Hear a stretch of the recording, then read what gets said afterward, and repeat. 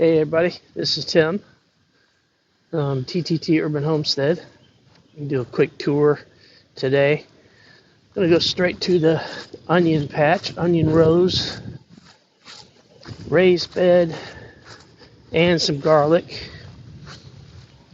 So onions are looking really good. They've actually started to bulb maybe a week and a half, 2 weeks ago. And they're really pushing the bulbs. So you can see. So I'm really happy about that. Got them in a different spot this year. So I've already harvested the red onions.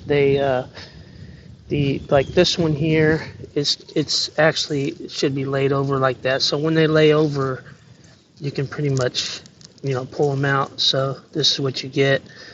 So I'm just kind of demonstrating that. That was the red ones. They seem to get ready sooner. But you know when they're ready when that stalk just kind of lays over like that. So if you're picking them before that, you're probably not waiting long enough. I want the bulbs to get as big as possible. So waiting on that. Here's the voluntary zinnia.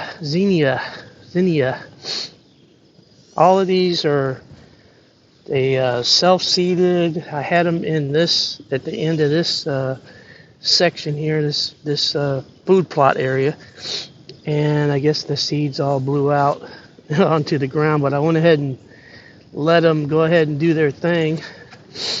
And here's the green beans. I've been picking green beans and freezing them.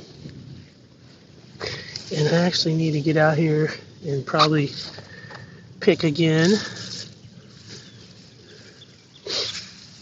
Look at not a lot there on some of these, but I'll go through it. Hopefully I get a second spurt. It got kind of cool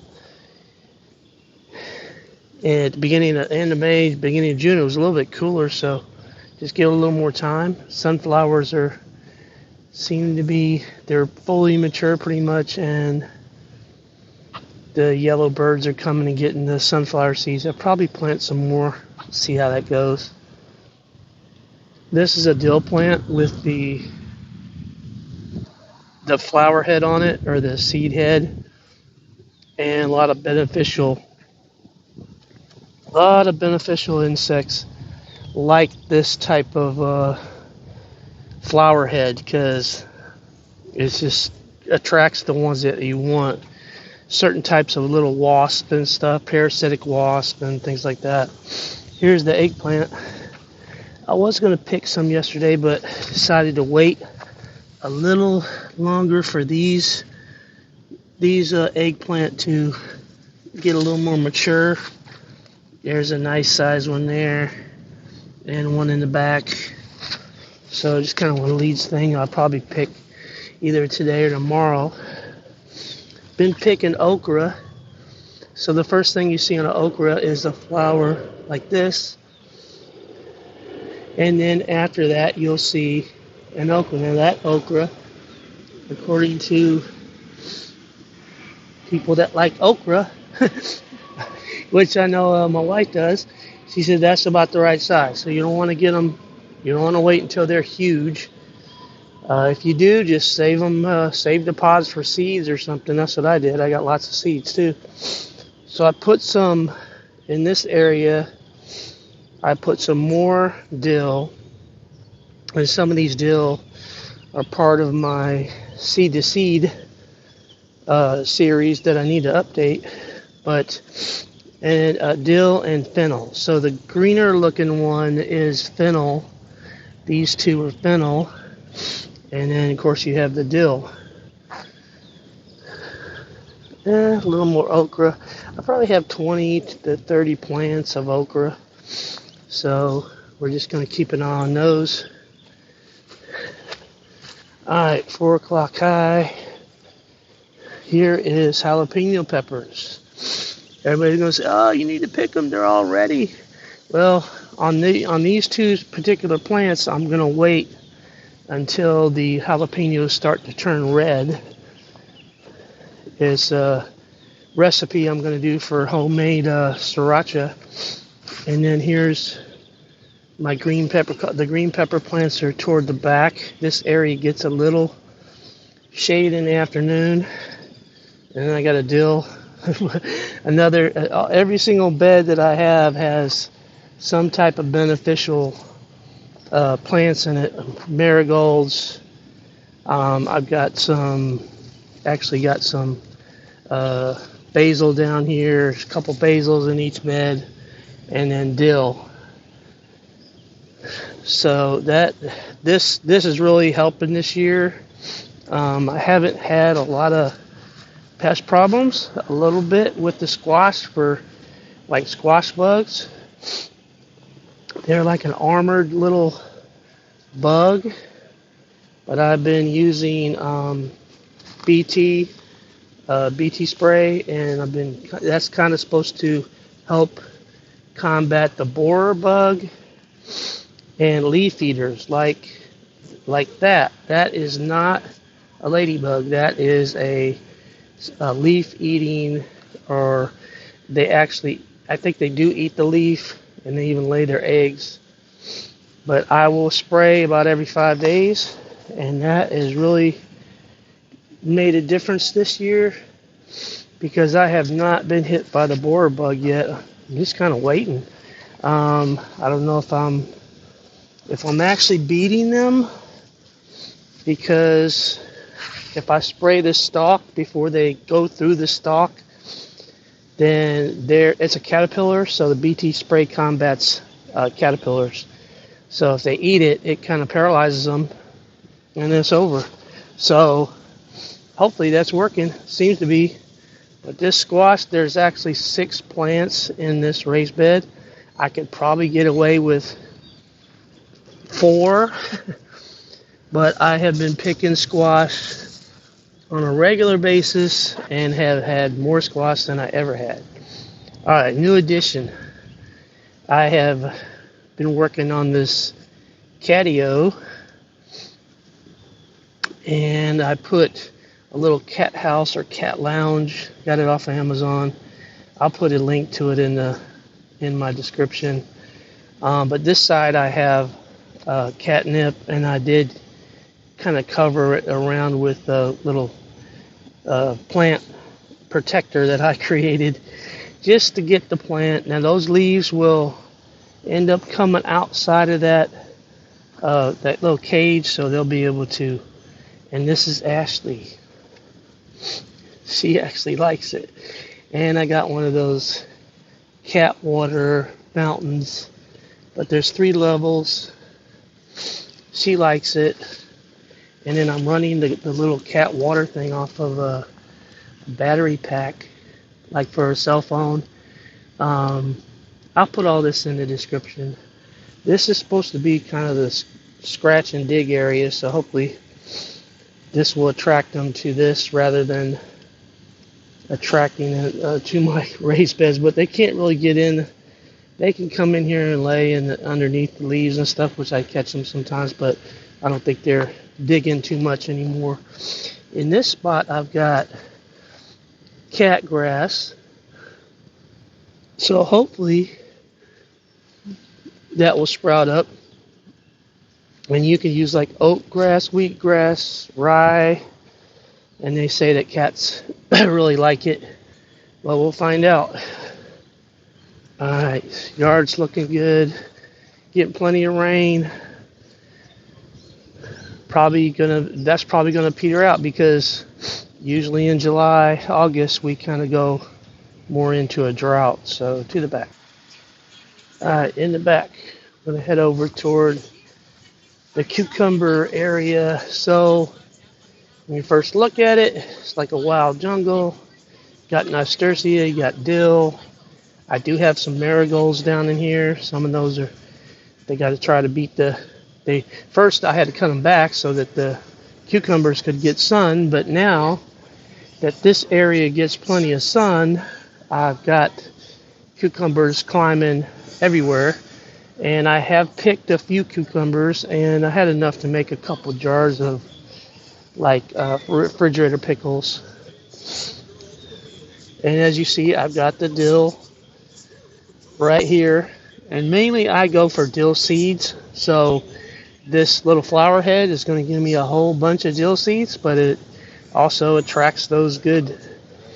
And I need to get in here and pick too, because I see some cucumbers that they really grow fast. Well, once they come out, get pollinated, they really start producing, and I think I'm going to have a really good crop this year.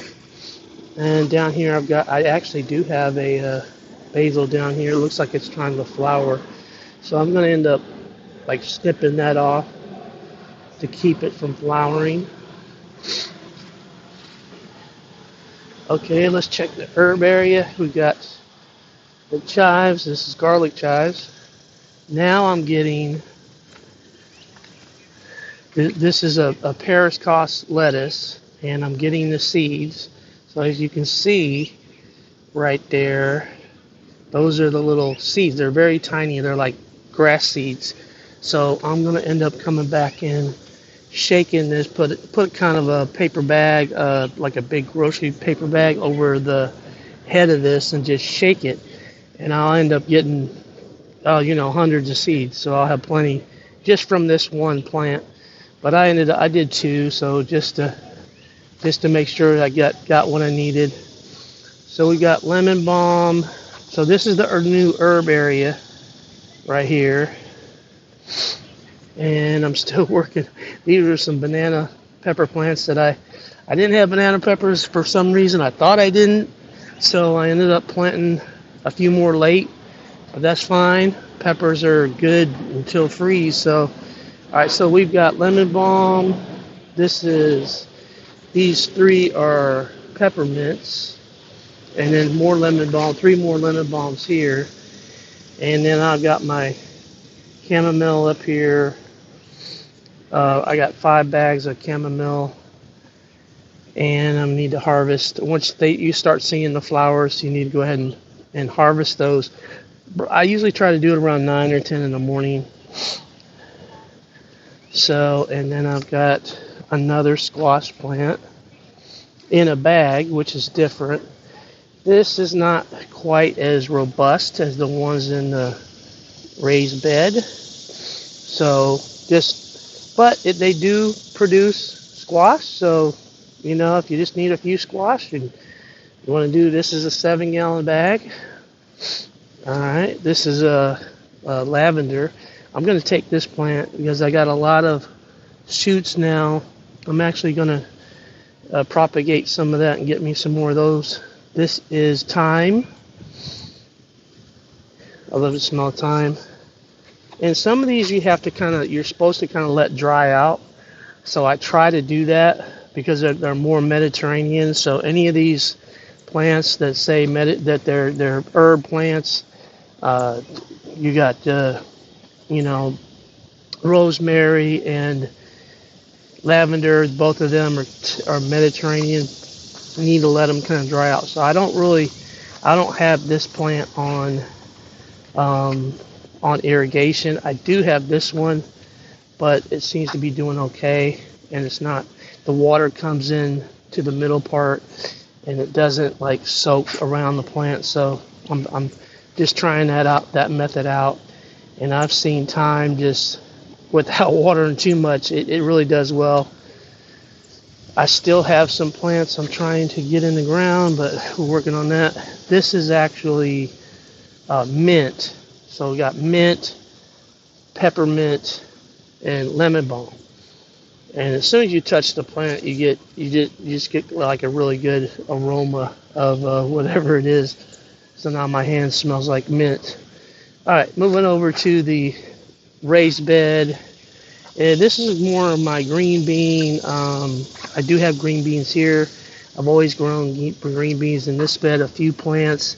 I need to get in here and pick these. I do have a basil. I do have dill. This is I believe the heirloom tomato, just the way it looks. These heirlooms, I don't know what it is, but they seem to catch these diseases a lot quicker. This is a yellow tomato plant down here, and they do too. So I'm just I got to rotate some plants because some of my heirloom on the other row over here, they just really got hit bad by some type of disease. All right, this is the pepper row, and these are the long peppers, kind of a cross between between a green pepper and jalapeno, but they're really more toward the green pepper side. They do have a little spice to them. I like them. They're good. They don't have any kind of bite to them at all as far as heat. Some more squash in the bag, and I found out I do have bananas. I had 3 banana pepper plants that I don't even know that I planted, so I don't know, the seeds got mixed up or something, but I do have 3 banana plants already, and I did a couple of eggplants in the bag, and some more squash. That one needs to be picked. And then we come down the row, the back row of tomatoes. This row just seems to do the best. I don't know if it's because the bags are more shaded or the type of tomato it is, but they just don't have a lot of problems with any type of disease.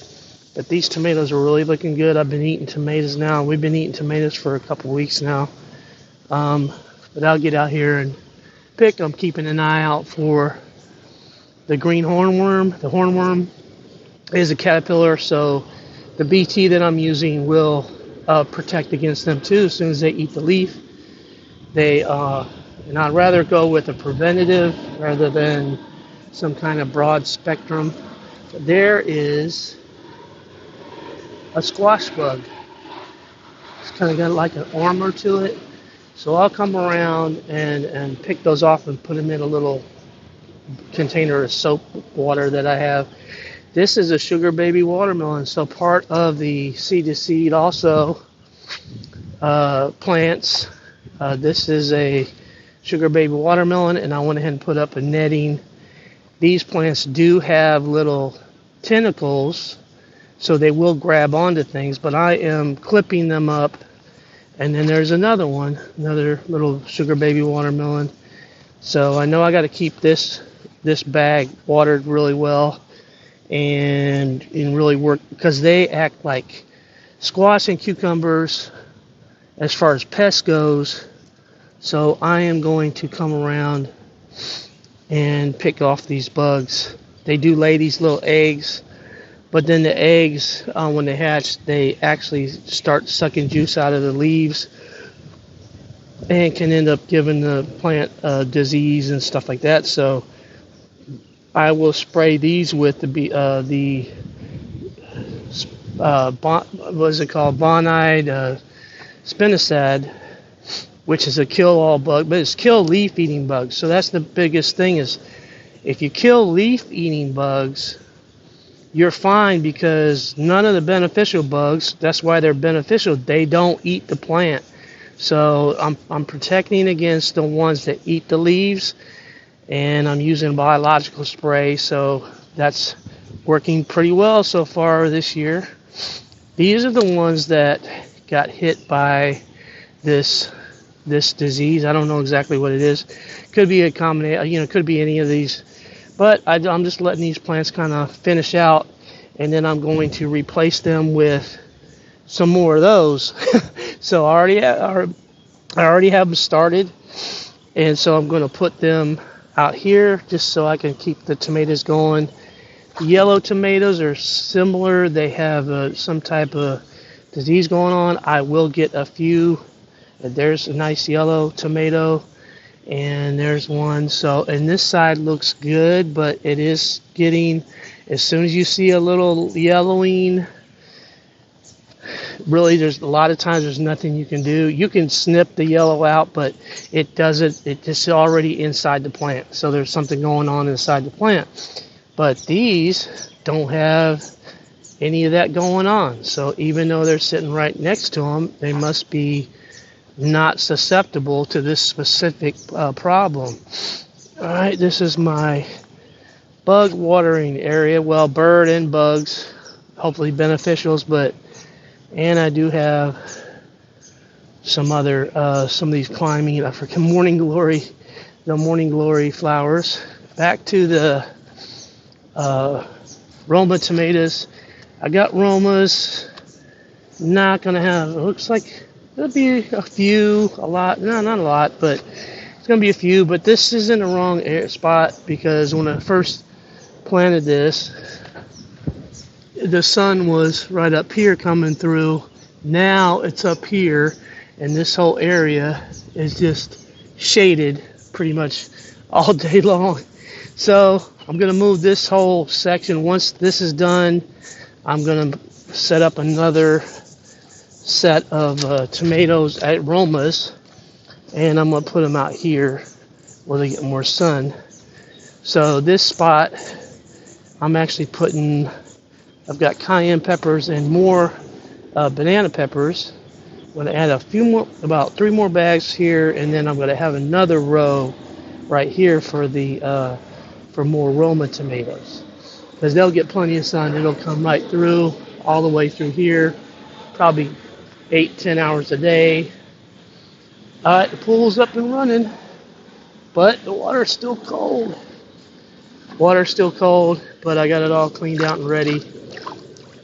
We've been getting in every once in a while, but it is cold. Still about 80 degrees. That's cold to me.